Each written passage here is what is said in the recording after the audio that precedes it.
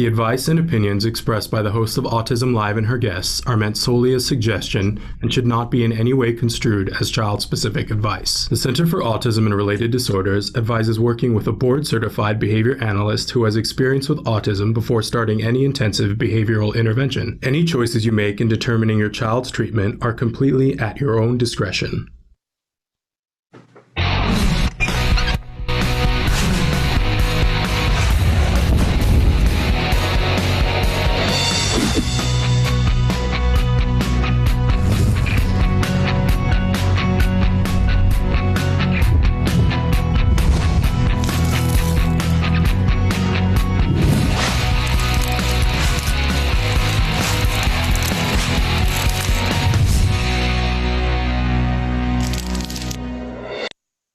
Good morning and welcome. I'm Shannon Penrod and you're watching Autism Live. We are coming to you live from my house and from our producer's house, which are not even close to each other.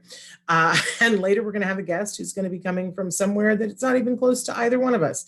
And that is the state of the state. Hey, which reminds me that hopefully you guys have received a notification that we are having a town hall tonight. This is very exciting for me. It's a town hall, so everyone is invited. I will tell you that there is a limit to the audience, but it's a large limit. But, you know, come early so that you don't get bumped out. But the topic is the state of special education. And our special guest is Bonnie Yates. She's going to be with us. She says she's got some cutting edge stuff, first of all, to notify you guys, because as you know, as things changed and directives were put out by different entities that asked us to please prioritize essential businesses, and there were school closures and all these other things, there was some little statement that was given to the Secretary of Education, who is Betsy DeVos, and it asked for directive for her about what to do about X, Y, and Z, right? And some of the directives have come through now, because she had, I don't know, like 30 days to respond. Some of that has come through. And if you, like me, don't know exactly what Betsy DeVos said and how it impacts your kid, then you're going to want to be there. And that's tonight. For those of you on the East Coast at 7 p.m., the math is, so at 7 p.m. Eastern time, it will be at 6 p.m. Central time. No. Right? 7, 6, yes, 5 p.m. Mountain time, 4 p.m. Pacific time. And if you're in Hawaii, I count on you to do the math because it's past me.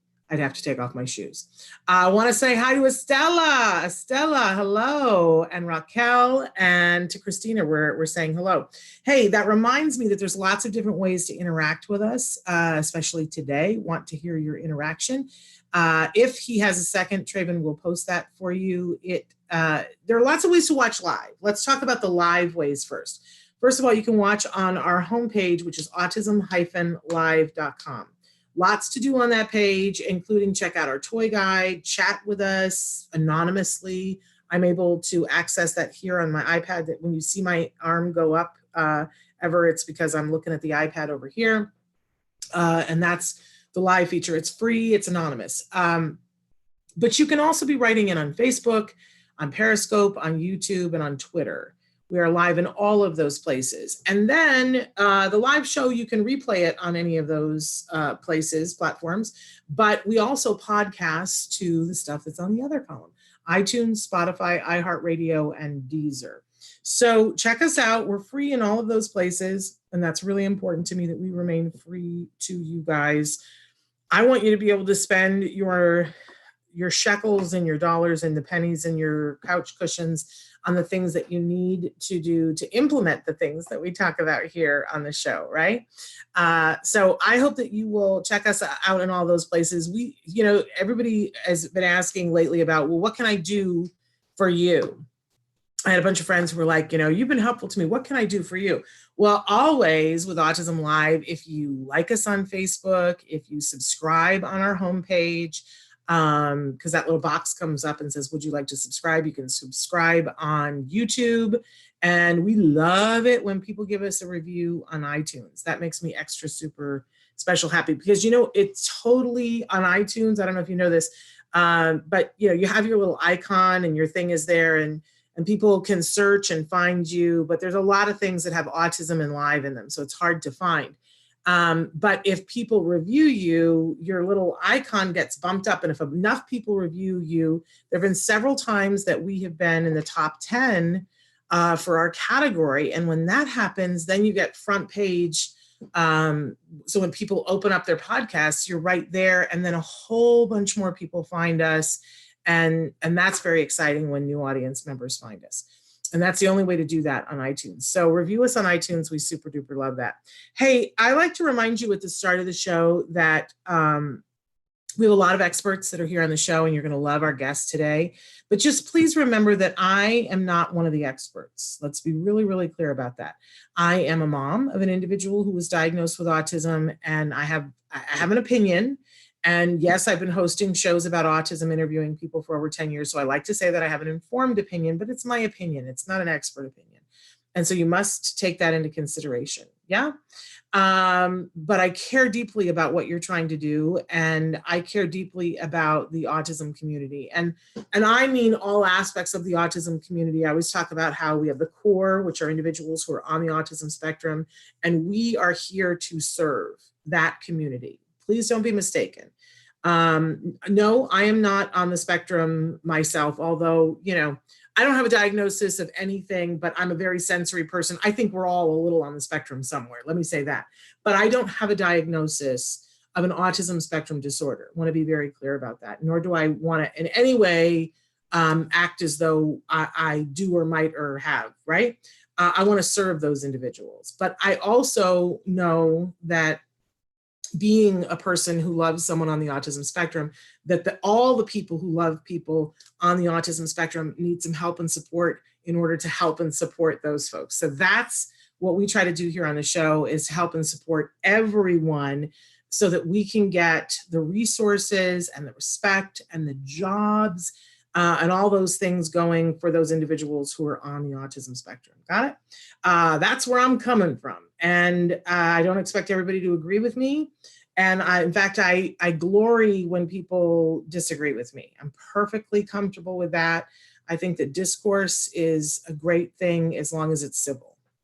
So that's where I am on that. But I do think we can all agree that the individuals on the autism spectrum deserve dignity. And they deserve their God-given rights, right? And their legal rights. If you don't agree with that, then please don't stay here. We have nothing for you if you don't agree with that. But I think if you're here, you agree with that. Okay, so let's take that common interest and let's be in that together. You know what I always say? We can do this together. Si se puede, right? We virtually hold hands. Okay, so on Thursdays, we like to start the show with something we fondly refer to as the jargon of the day. This is when we take on one word, one phrase, one acronym. We try to figure out what in the hey nani are the experts talking about? What does this have to do with this? I always say, can this save me 5 minutes and $5? Because if it doesn't, do I really have time for it, right? So today's term is BIP, or I like to refer to it as the BIP, right? Some people refer to it as the BIP, some people don't. So what is the BIP? First, we give you the actual definition. Whenever possible, I make fun of it. Then we give you a working definition so that hopefully it can begin to start saving you that 5 minutes and $5. So the BIP is the Behavior Intervention Plan. That's what a BIP stands for. It's an action plan based on observations made in an FBA. Oh, goody, more jargon. That outlines how a team will improve difficult behavior that is inhibiting a child's success in school or other environments. And we're really talking about the behavior intervention plan in the school setting. Now, do we have the behavior intervention plans that happen at home? We absolutely do. I just think that we don't always refer to it as the BIP. It's just, what's our plan, whatever. But there is a very specific thing that the BIP does in the school setting. So that's the definition that I'm giving you here. And because this week is all about the education piece, right? We've had great guests talking with us about education, and tonight we're having that town hall. So let's move on to our working definition of the BIP to see what do we really need to know out of this. So the BIP is still a behavior intervention plan. It's a concise plan based on child-specific data for successfully managing challenging behavior. It protects the child from forms of discipline that are not effective, punitive, and random. So let's say that Johnny is in class and, the school calls mom and says, hey, Johnny's not paying attention. And, mom's like, okay, what exactly would you like me to do about that? Because I'm a great mom, but I'm at work when Johnny's at school and I don't have control over what's happening when Johnny's at school, right? And it's very frustrating. And what if it's, Johnny's hurting himself or Johnny's hurting somebody else, right?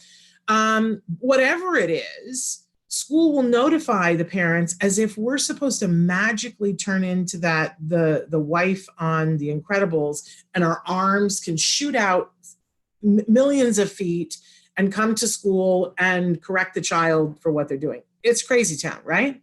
And yet, so school will send home a couple of notices and saying, he's hitting the student next to him.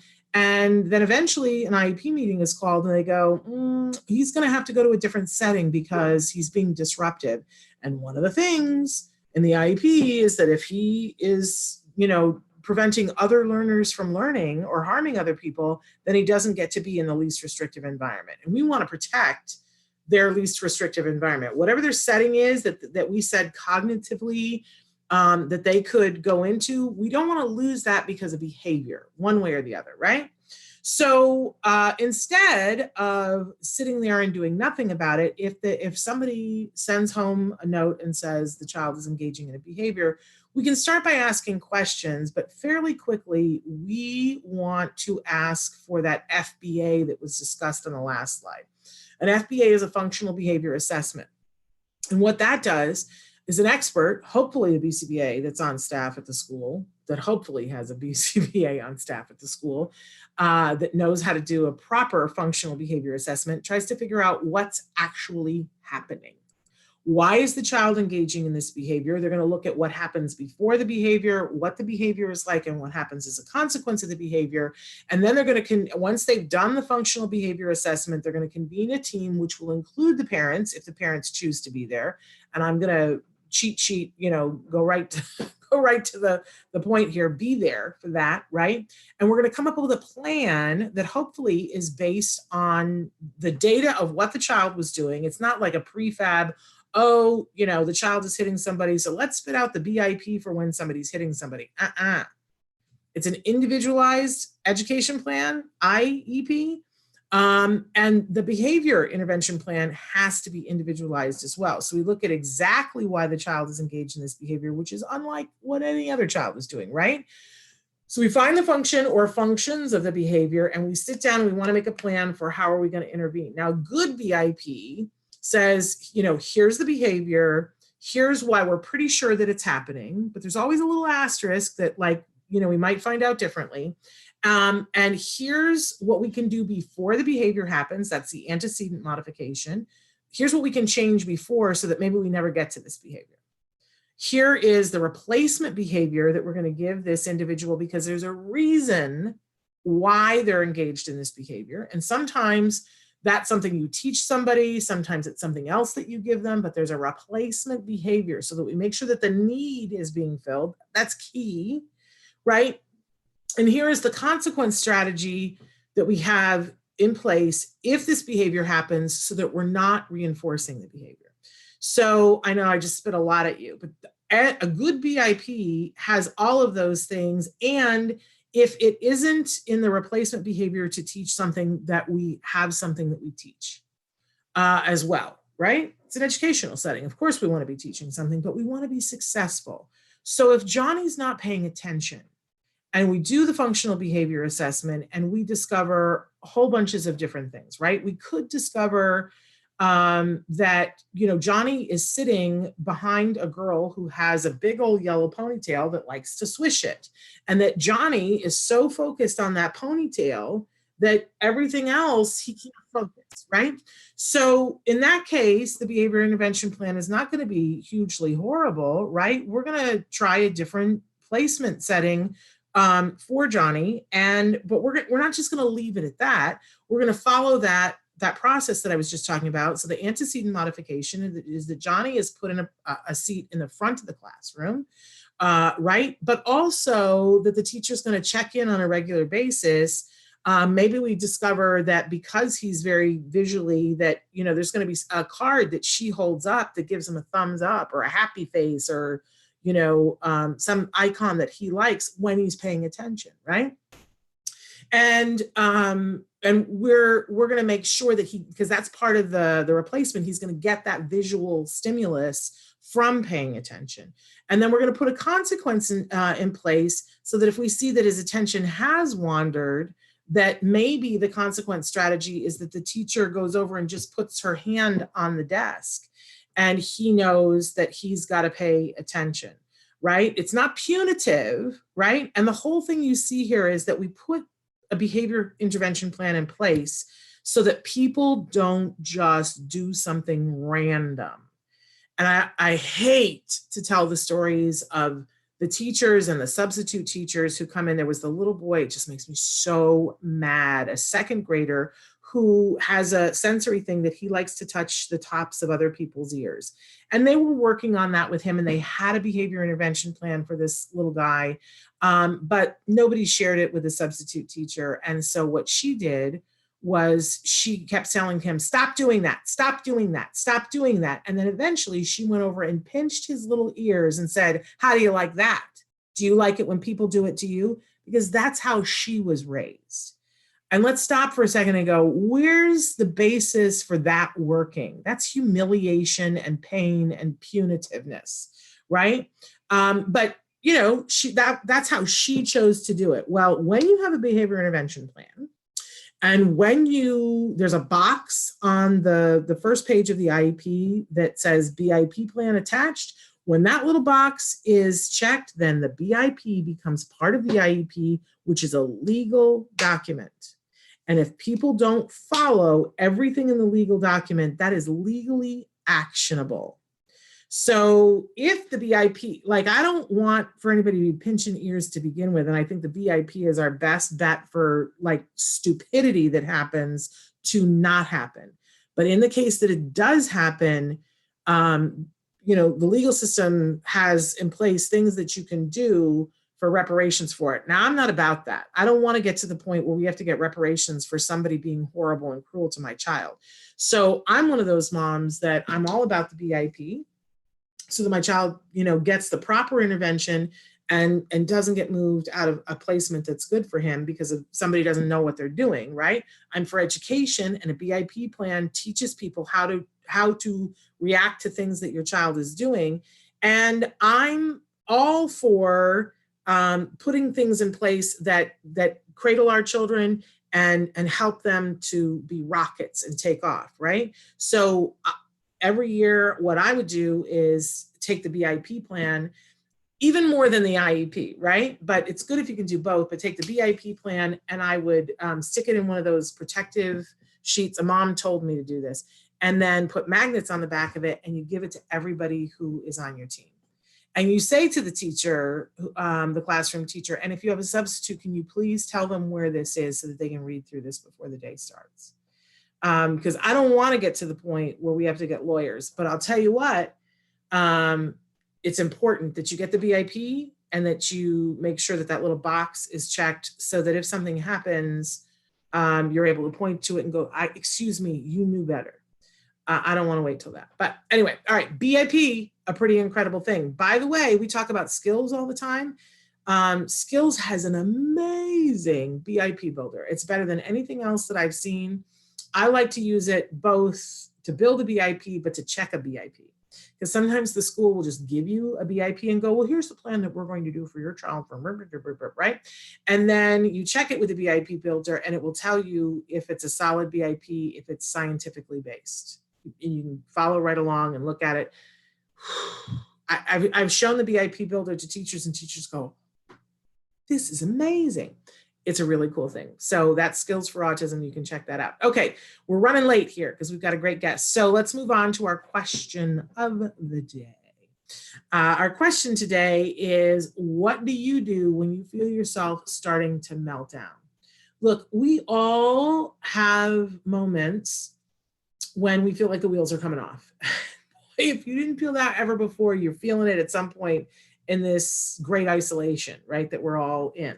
So what do you do for yourself when you feel a meltdown coming down? Now, I always say that for me, there's a difference between a tantrum and a meltdown. And a tantrum is when you're not getting your way and you want to get your way, right? And the defining thing for me is if someone's having a tantrum and you give them what they want, then the tantrum stops, right? If I'm standing in line at the DMV and they've letting other people go ahead of me and I start yelling and going, hey, this is crap and I'm going to call and complain and you're taking people in front of me and and I start to yell, right? I'm having a tantrum. But if the person says, I'm so sorry, you're next, come on right now, I'm taking you right now, then I stop yelling. That's a tantrum. A meltdown is when a tantrum happens, and even if you give me the thing I want, I'm still upset. And I'm still like the wheels are coming off. And I don't know if you've ever had that happen. I certainly have had meltdowns because I have allergies and I have sensory issues. And part of what I want to say to you is meltdowns happen because there's other stuff on board. And right now we all have other stuff on board because we don't have control over our entire lives right now. We can't just do what we want to do. You can't just walk out your door and go to the mall right now. Maybe in some places you can right now. I can't. But so what do you do when you feel the meltdown starting, when you feel like, oh, the wheels are all coming off? Because I really want us to talk about this today because there are lots of things that we can do. And sometimes you might have a way that's really effective for you that I may never have thought about that ends up being my way. And I think it's good to talk about these things, to have a plan for what to do. And I think that when we know this for ourselves, then we are kinder and gentler for other people when we're watching them struggle with or achieve the process. And that's where we all need to get, right? Is having an awareness that just because what I have going on is not what you have going on. And that I know when I have something going on, what I would like is some understanding and maybe some room, but some kindness, right? But so let's chat about, what are the things that we do to help ourselves with meltdowns, but let's also get a little bit more in tune with the fact that everybody's got something going on, whether it's this period of time when we're dealing with COVID or any period of time, everybody has something going on. I have a friend who was battling cancer and she had to pull up and get her mail, and it was a chemo day and she needed the mail and she couldn't, there were no parking spots. And so she parked in a place she should not have parked. And she went into the mail place to get it. And here came the mailman who was just screaming at her and saying, lady, what is wrong with you? You are the most inconsiderate. You just are like this privileged, this horrible. And my friend looked at this mailman and said, I'm really sorry. I'm trying to focus on being able to breathe today. It's a chemo day. And the mailman immediately changed and was like, I'm so sorry. I battled cancer 2 years ago. Bless your heart. What can I do? Can I help you? And the whole equation changed, right? And sometimes we're looking at other people and going, what are you doing, right? But it's because they have things going on. So we're going to talk a little bit about that a little bit later on. But our topic of the week this week, we've already sort of touched on it because we're talking about education, is learning to learn. How can we all help ourselves and help our loved ones to be efficient learners? And it is not a one size fits all. It just isn't.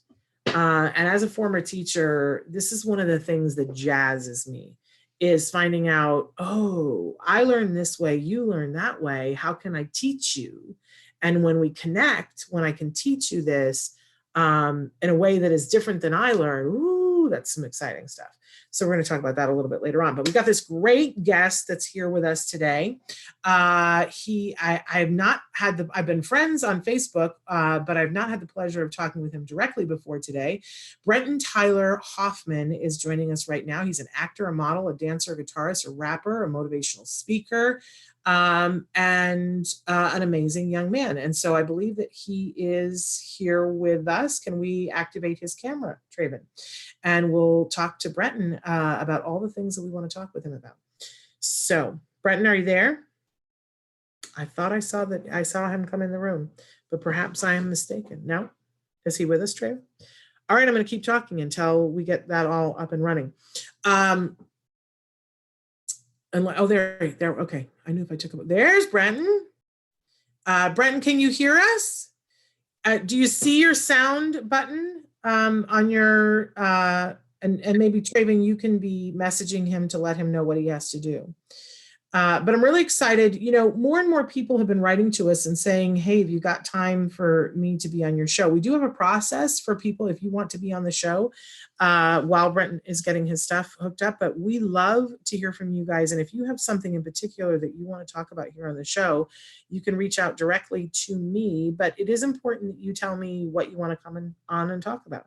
But we're going to be talking with Brenton today about a lot of different things in his life, and how autism is a part of his life and things that he does to motivate other people. Can you hear us now, Brenton?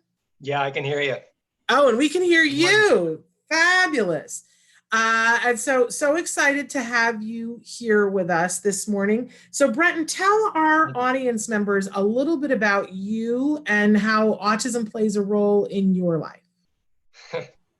Well, it's a great question. It fluctuates. It goes in cycles a lot. It's a very, very misunderstood condition, probably one of the most misunderstood conditions on planet Earth, I'd say, because people like to pigeonhole it and say that it's, high functioning, low functioning. And what people don't understand is that it fluctuates in cycles. So one day you could be not functioning at all. You could be completely brain dead from the brain fog.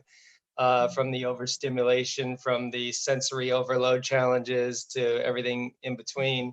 And then other days you're perfectly functioning and you feel fine. But I would say that there's more off days than on. And so to be clear, because I never like to define for someone else, but how do you identify yourself?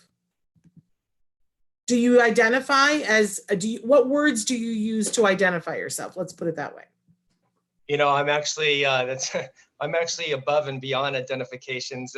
I don't even really identify with much of anything anymore. Wonderful. Yeah. Wonderful. So tell us about you, because you're very multi-talented and you have a lot of things going on. Tell us a little bit about your life. Sure, you gotta bear with me as I'm trying to multitask, because I'm actually, I'm on the phone right now. Oh. On Zoom, and I wanted to bring it over to my laptop, but there's like all these interferences, so I'm just saying forget the laptop. I'm just gonna go straight from my phone. But, okay.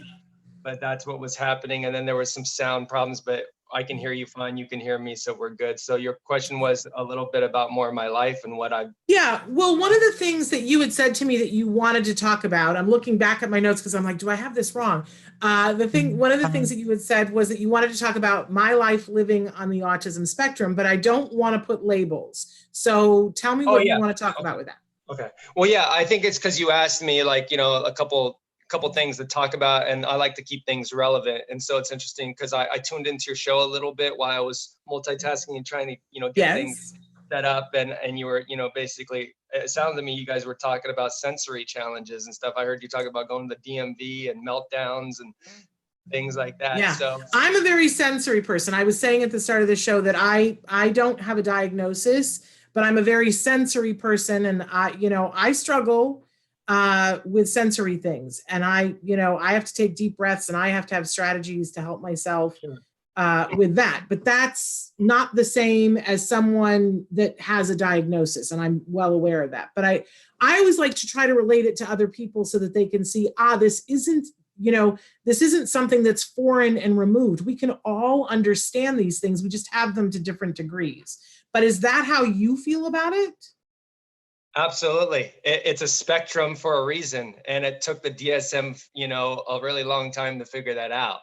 I was actually denied multiple times because supposedly I appear so high functioning according to their criteria, as they put it, that but the testing was always really close. They said, oh, mild. If anything, you have like very form of mild autism. And I'm like, look, I would tell them, I'd say, listen, mild, not mild, like people, autism is like a conundrum. It's so complex. And I think that when you try to figure it out, you dig yourself deeper in a hole of confusion. And then there's a lot of misinformation out there. And just like this whole COVID-19 thing, I think everybody's just trying to be a know-it-all, and everybody's just trying to think they have all the answers.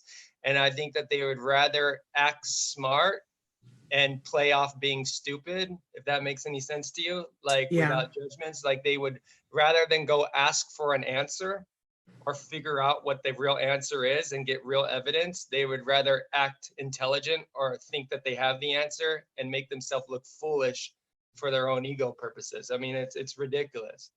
And I think what I'm interested in is that you have a very unique vantage point, because you are someone who, I imagine you've dealt with some challenges in your life, and you tend to be somebody who comes through them, and have recently had challenges that you've come through. That's my specialty. We'll talk about that. Sure. There's even a name that they have for you. What is your nickname? The Walking Miracle Warrior. And why? Why do you have that? And how has that been reaffirmed recently? Great question. So the reason why I go by the Walking Miracle Warrior is because I've overcome things that most people, or, when I say most, I don't really refer that or put it in the category of all. But statistically, out of a lot of people, I've overcome a lot of things that you usually don't walk away from. And there's a lot of people out there, that also have gone through similar situations, but we're talking like, medically, they said it was impossible, like the percentages were like 0.00001, like just impossible odds, so I've been deemed a medical anomaly. Not just once, but multiple times. And I don't want to pry, but like, what are you willing to tell us? Like, what are some of the things that you've come through? Sure. I don't know how much you investigated me or researched me or learned about me or whatever. I'm famous amongst certain circles. There's different levels of fame. You got like worldwide, global fame. They call that the Tom Cruise fame, or whatever. And then you got fame where people know you amongst certain circles or certain individuals. And I'm kind of that name. My name's Brenton Tyler Hoffmann. People, when I meet people, they'll go, "Oh, that name sounds familiar. I've heard that before," or "You look familiar." So it's kind of like that, where certain individuals recognize you and other people have no idea who you are. But to answer your question, in terms of like what I've been through, like I said, my life is an open book. You can research me. My information's out there. It's on Facebook. It's on Google. But for a few things, for those that don't know me, going back in the history a little bit, I overcame a rare blood infection bacterium at 6 months of age. I had a hernia at age 5. I mean, what child, 5 years old has a hernia? You know what I mean? Like, that's serious stuff. So we're talking the rare blood infection, survived that, the hernia, survived that.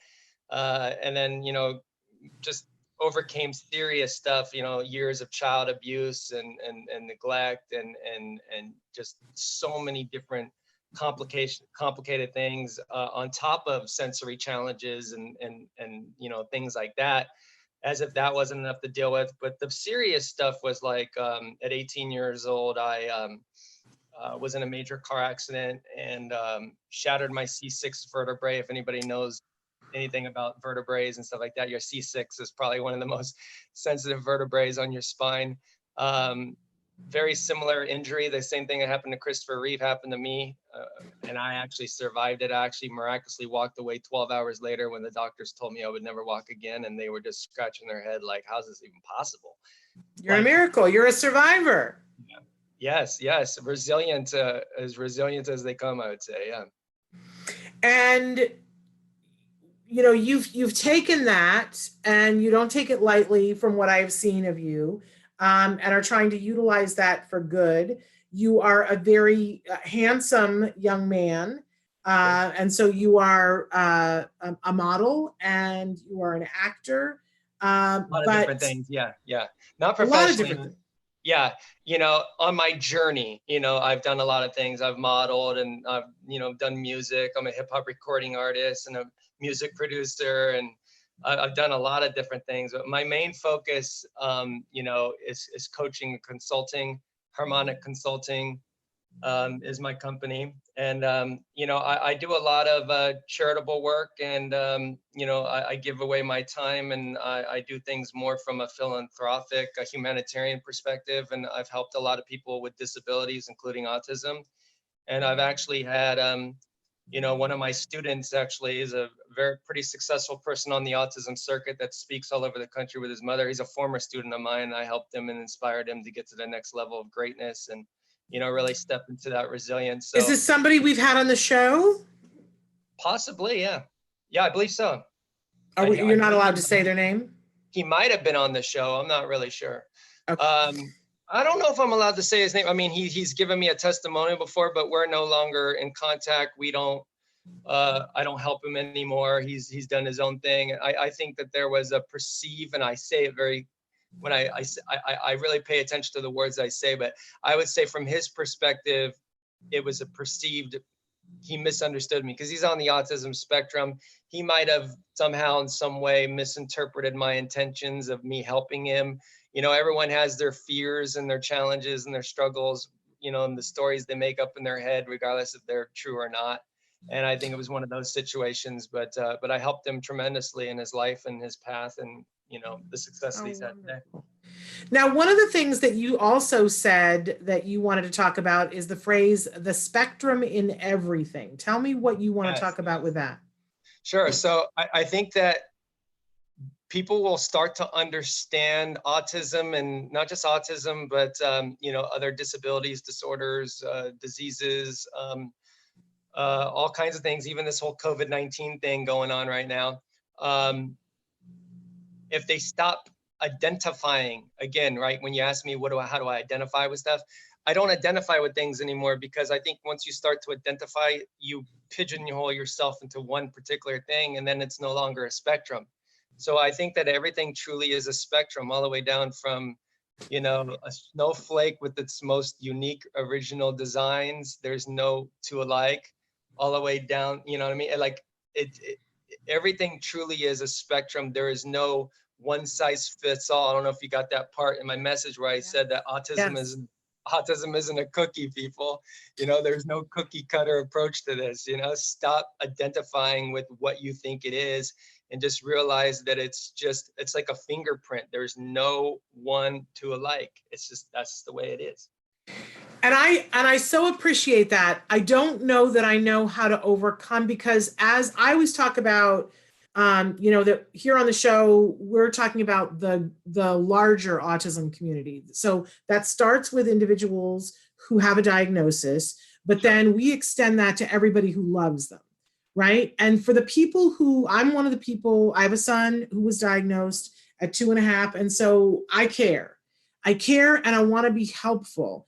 And the last thing I want to do is use language that sets anybody back, right? But sometimes we don't know. So I want to ask you, for those of us who love someone on the spectrum, what are the things that we can be doing to help and not hinder? Because we don't always know. Sure, great question. So I think that's when you treat them as the individual that they are through that perspective or that experience, and stop treating them like they're 5, or stop treating them like they have autism, and you just treat them as so in that experience, if that makes any sense, then you'll have better and greater results. I think that if you there's this thing in sales, a lot of us learn this just in general in business and just life, and I've especially learned it. It's called mirroring and matching. And unfortunately, that doesn't work with somebody with autism. If you mirror and match them, they actually will think that you're giving them a hard time, what I've noticed. And again, everyone's different, but I'm saying there's these universal similarities in a lot of people with autism. And I think that when you have autism, I've noticed this on my journey, that when you have autism, you have really greater intuition levels and you know who has autism and who doesn't. Like I can literally look at somebody, I kid you not, and I can know right away if they have autism or not. It's just one of my gifts. Yeah, I just know who's on the spectrum, who isn't. And people say, well, that's extremely controversial. Like, you're not a doctor. You don't need to be a doctor to have this level of intuition. It's God-given. You're born with it. Interesting. Somebody's written in, because we, one of the things, we have a question of the day and we ask people, what do you do to help yourself when you're having a meltdown? And somebody wrote in and said, I rarely have meltdowns, but they are vicious when they happen. And they went on to say that having a learning disability made me feel stupid. And as a former teacher, boy, that just rips my heart apart. Because one of the things that we've been talking about all week is that people learn in lots of different ways. That doesn't make anybody wrong. People love in different ways. People express in different ways. People, and it really comes down to cognitive dissonance. Look that up. Cognitive dissonance. And it really comes down to our belief systems and what shapes and makes our world. Yeah, absolutely. Has anybody ever made you feel like you were less than because of who you are? Well, great question. Back then, yes, I used to believe that people made me feel certain ways, but over all the work that I've done on myself and my level of awareness and perception, I realized that it was never anybody who made me feel anything, but it was more myself based on my own perceptual experience. Interesting. And so when you're coaching people, who's like your ideal client? Like what kind of person do you really love to coach? Well, for one, great question. I love to coach people who are coachable, who are willing to want to change and believe that they not so much have a problem, but look at it from the perspective of they want to grow and they want to expand their level of consciousness and awareness, and they want to know how to basically stop constantly always trying to identify with things, that's what they are. Those are my best clients, because they're more likely to have the most success in their life. And is it pretty open-ended for your clients, Brenton? If they do you only take people who want to be in the public eye and want to be speakers or writers? Or if somebody comes to you and says, hey, I just really, for instance, I want to be better in my social circle. I feel like I don't understand when I'm around, people of the opposite sex. I don't understand all the unspoken stuff. Do you take those kinds of clients? What's your area of expertise, or is it broad? I'm really doing my best these days to narrow it down to one specific category of individuals. But for the longest time, it's been broad. And I think that's actually, I think that's hurt me more than helped me, because it's like, I have that mentality and that heart center where I just want to help as many people as I can. And I think that, it's a great quality, but what happens is it limits me, because there's only so much time. There's only so much, there's so many hours in a day, there's only so much you can do for somebody.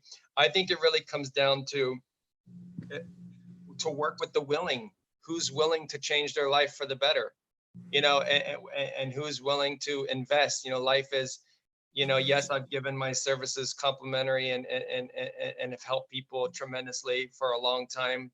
Most of my work has been very, philanthropic, and, and I help all different types of people, and people who genuinely could not afford me, and all these things. And I think it comes to a time in your life where life is really a value system. And I think that people are willing to truly invest in themselves if they can really see an outcome in a situation. And I have to help them see that outcome, but it's never up to me. I don't ever guarantee anything, because it's humanly impossible to guarantee something. Sure. And one of the other things that you said that you wanted to talk about is sensory overload to the max. And I've already identified that I'm somebody who has sensory issues, so I'm very interested. Yes. So for one, I'd like to ask you a question and return to that. how long have you had sensory issues? Have you had them your whole life? Yes, from Yeah. being a very young child, yes. Right. So like when your mom was vacuuming the house, like what did you do? I would sit and do this so Yeah. that it would make a noise. Yeah. Yeah. So you'd pat your ears, or you'd hold them?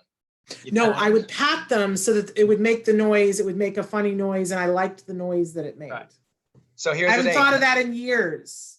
Great. I used to do the same thing, and I Really? never knew why, but it all started to make sense after I got my diagnosis.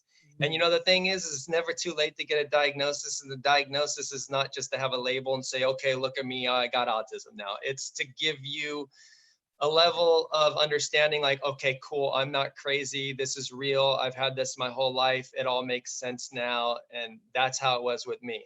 Now, to answer your question, because I was curious, I wanted to ask you a question after you asked me a question, because I wanted to see how it was relevant. Yeah, the sensory challenges have been unexplainably, incomprehensibly complex, to say the least. Like, Yeah. they are very, very overwhelming, and they never, no matter how much meditation I've done, all the thousands upon thousands of hours, I haven't, I can't even keep track of how much meditation and going within, and all the work, spiritual work I've done on myself, as well as personally developing myself for 20 years. I mean, I've been on this journey. I still struggle with these sensory challenges. And again, some days are worse than others. People need to understand that there's going to be days where it's going to be so overwhelming, you're just going to feel like you're going to, crawling in your skin kind of thing. But the thing is, again, it's a spectrum. Goes back to those other questions, right? Like in the sensory, it's like you never know, and you can never pinpoint when it's going to be worse or when it's not. Sometimes it's like anxiety or like a panic attack. It could just hit you out of nowhere. But there's subtleties. And if you're aware and you've had it enough times, you could actually catch yourself from having that anxiety attack or that meltdown, going into that question from before.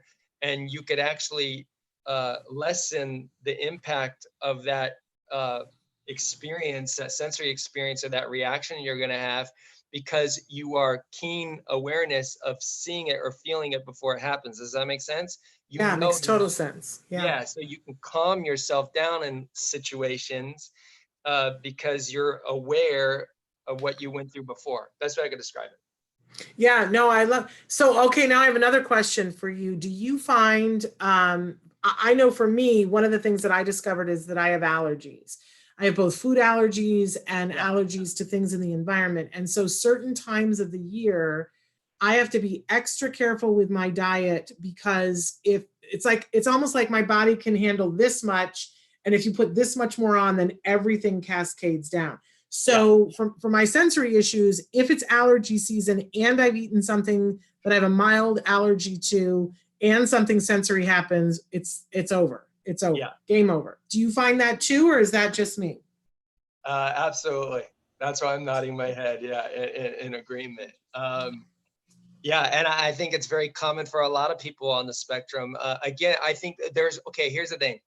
When you become really, really aware of this, and the more in tune you are, or the more consciously aware of something you are, and the more in the heart, the less you're in the ego. Does that make sense? So if you're trying to figure everything out, right, you think you have all the answers and you think you know everything, then, it usually is a backlash. But I have become very, very aware of my sensory acuity, and not just within myself, but I know, I'm like kind of like the good doctor in a way. I know when somebody's hurting. I know when somebody's in pain.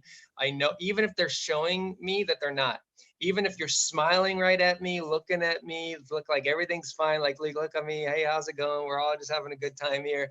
I know I could see through the veil of people's pain, people's confusion, people's anxiety, people's worries. And it's kind of shocking. There's times when I could, I don't even need to make direct contact to get information. That's where my intuition comes from, So I know you don't like labels, but if people talk to you about whether you are, because there are people who identify themselves as intuits, that they can intuitively. Okay. Interesting. Yeah, I try not to get caught up in the labels, but unfortunately, we live in a world. Us human beings, we like to identify with certain things. I mean, I can identify with certain things. I just don't like to pigeonhole me, because then people say, "Oh, that guy was pretty interesting. That actor that was on Autism Live. Yeah, you know, it's interesting. He's an actor. What movie is he in? I haven't seen him in a movie." You see, you get pigeonholed into this certain category, and then people think that's what you are. So it's like, if somebody was to say, what do I identify with, or what are you, or, you know, how, I would just say, you know, it's hard to say that. I would just say, because people have called me, you know, a modern day Renaissance man, because I do so many different things, you know, and again, that can hurt you as more than help you, because Yes. if you have autism and ADHD, you don't go you're all over the place. You got your hands in too many cookie jars. Yes, I understand completely what you're singing my language here. So let's stop for just a second, because we're running out of time here, and I want to make sure that people know, if they're interested in being coached by you, or they know somebody, or they want more information about you, where would we send them? Sure. So got a website, BrentonTylerHoffmann.com. Just how's it sound? I don't know if you put it up, but it's BRENTON and then TYLER, middle name Hoffmann, HOFFMANN. Kind of a long name, BrentonTylerHoffmann.com. You can go there. All the information's there. You can, you know, it explains everything, but also, you know, it's connected to my other site, Harmonic Consulting, and I have Facebook, Harmonic Consulting. You can go there. You could check out the testimonials and the people that I've helped, you know, video as well as written testimonials, to make a sound decision for yourself if we'd be a good fit or not. You know, I'm not a fit for everybody. You know, Wonderful. I'm again, people try to identify me. They'll say, "Are you a nice person? Are you a mean person?" I am what you want me to be. You know what I'm saying? Like, I think it really comes down to how bad do you want change. I think if people want change as bad as they want to breathe, they'll make change and they'll invest in their future and their life. And I'm gonna readdress this, but if you don't want to talk about this, then we won't answer it. But there was something that I believe, from being friends with you on Facebook, that recently that you went through that sort of reaffirmed that warrior survivor thing. Do you want to talk about that or not? Oh, sure. Yeah. What would you like to ask me? For one, I was in a magazine just recently, on the cover of Influential People magazine, rated as one of the top influential, resilient experts in the world. So I'm pretty proud of that. That's amazing. But I was talking specifically about the fact that you had a little bit of a COVID experience, I believe. Yeah. So it's complex, right? Because you know, I got sick in February. Oh, was it February? I'm trying to remember.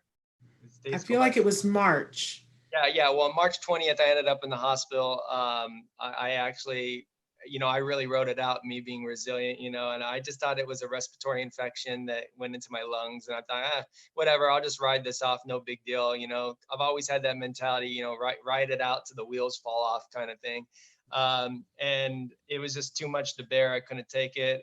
Drove myself to the hospital when I was really sick. I didn't even know how sick I was, but I drove myself to the hospital, and got there, and very, very stressful situation. I had to call in advance, let them know that I was coming. A lot of runaround, very stressed. I mean, you're already sick and stressed out in general. You have to go through more stress. But anyways, get there. They run tests. They finally tell me that they had a concern. Saw that I had what is called bilateral pneumonia in both of my lungs. I'm thinking, oh, great, that does not sound good. You know, what's the next step? Blah, blah, blah. They said, well, you know, your insurance doesn't cover this particular hospital that you're at. So, you know, we're going to have to send you home. I'm thinking, you're sending me home with bilateral pneumonia? Like, so you're sending me to my bed to die? Is that what you're saying to me? I'm like, you got to find another solution. So they got me to another hospital that accepted my insurance. You know, go figure, right? It's always an insurance thing, right, that gets in the way. And they ran some other tests again, confirmed that I did have double bilateral pneumonia, and put me in a special room. And, you know, I felt like I was in the movie E.T. meets the boy that could fly from the 80s. It was just ridiculous. Were they all in hazmat suits and things around you? That's got to be weird. Yeah, all the above. Yeah. And then finally got my test results. Took a really long time because, you know, that was a couple months ago. So, you know, I guess things have sped up now, but yeah, they said that they confirmed that I actually had the COVID-19, and I was just like, you gotta be freaking kidding me. Like with bilateral pneumonia, which like most people are like on respirators and like, or die from that, you know? So again, right, a true walking miracle. I mean, the fact that they told me I had it, but then on top of that, the fact that I was able to, I didn't even, you know, my CO2 levels were normal. They were looking at me like, how's this even possible? Like your CO2 levels are normal. You have bilateral pneumonia, like, you know, all this stuff. So anyways, so yeah, it's a mystery to me because, you know, my whole life I've been sick. You know, I've had challenges. You know, sensory challenges with the autism, all that stuff. But I was also diagnosed with chronic Lyme disease as well. I mean, you can look at my story. It's pretty amazing. It's enough to make your head spin, you know. And But here you are, you overcame all of that. Here you are, and you seem pretty healthy now. Do you feel well now? Yeah, I mean, yes, and I mean, compared to that, yes, I do. But I mean, I have been, you know, in the house a lot and cabin fever and haven't spent time with anybody, and this whole COVID-19 and social distancing and all this stuff. And you know, we're talking, you know, I've been in the house for 60 days or probably no longer, you know. So it's I feel like I don't know, it's hard to explain. Like I feel kind of under the weather, you know, because I don't go out much. And so But how are your lungs though? Or is the bilateral pneumonia gone? Oh yeah. I mean, it left an after effect for whatever reason, you know, like I feel like I'm still regenerating and recovering from the hit, you know what I mean? Yeah, it takes a while. I mean, I've had pneumonia before and it takes a while to get over it fully, but I'm doing better. I'm glad that you're on the mend at least, and what a great testimony for people, you know, to hear that you did get over it and that you are an amazing survivor and a warrior. And so give the websites again, because we're out of time. Oh yeah. Yeah, it's amazing. It doesn't even seem like it was like, how much time was that? It's like time goes by so fast. I'm like, I know. And we actually kept you much longer than we had said we were going to. So thanks for being willing. So what's your website? Yeah, the website is BrentonTylerHoffmann.com. Also, if you guys are curious about me, you know, I'm a public figure. You can Google me, Brenton Tyler Hoffmann. Just on Google, you can find stuff on me there. But if you go to my website, all the information's there. Check it out. Reach out to me, and yeah, I'd love to talk to you more. Thank you so much for being with us. We really appreciate you taking the time. Sure. Thanks so much. You stay healthy. All right. Take care. Bye-bye. I just thank you. We want to take just a second here at the end to tell you a couple of things. First of all, there's that town hall meeting tonight, the state of special education with Bonnie Yates. And it's on our Facebook. Go on our Facebook and you'll find the link of how you join. It's a Zoom webinar. So you will need the code to get in. And when you go to Zoom, you go to Zoom and you you know, if you haven't done Zoom before, you'll have to download some stuff. So do that before the meeting, but it's free. And then it'll say join. You have choices: start a meeting, you know, join a meeting. If you click join a meeting and you put in the ID number, it'll take you right to it. Now that's happening at 4 p.m. Pacific time. That means it's 7 p.m. Eastern time, 6 p.m. Central time, 5 p.m. Mountain time, and 4 p.m. On the Pacific coast. And Bonnie's going to, I believe, start off with giving us an update, but there will be an opportunity for question and answer. And I just, you know, share the information with people. We can only let a certain number of people in. It's a large number. I'm not worried about it, but I do want to put that out to you so that if you want to come, make sure you get there a little bit early, so that you make sure that you have a seat at the table, as it were. I also want to tell you that tomorrow for Let's Talk Autism with Shannon and Nancy, we're going to cover a bunch of news stories that are kind of exciting and one horrible, but the rest are good. And George Steeves is going to be with us. He is another actor on the autism spectrum that we've had on the show before. He did that wonderful one-man show, The Magic 8 Ball. and he's going to be joining us. Boy, he's been working, and so we're looking forward to having George back with us. And it was Nancy's birthday the other day, so we're going to celebrate Nancy's birthday tomorrow too. All of that's happening tonight and tomorrow. Until then, oh, I was going to tell you too that skillsforautism.com, if you guys go there, that was the thing for the one I really want. That's if you want the BIP builder. For if you want, there's free training from Institute for Behavioral Training right now. So you go to ibehavioraltraining.com, and when you get there, there are things across the top. You want to take the one that's health and community. There's the little tabs at the top. It says something health, community, whatever. Then you go to caregiver, and then you go to parent, and you'll see that they have different modules, and I'm going to give you the rest of the information because we're out of time and I'm late for a meeting. But there are some of the modules are free. You have to use the code COVID-19. It has to all be in caps with a -19. But I'll give you more of the information about that tomorrow.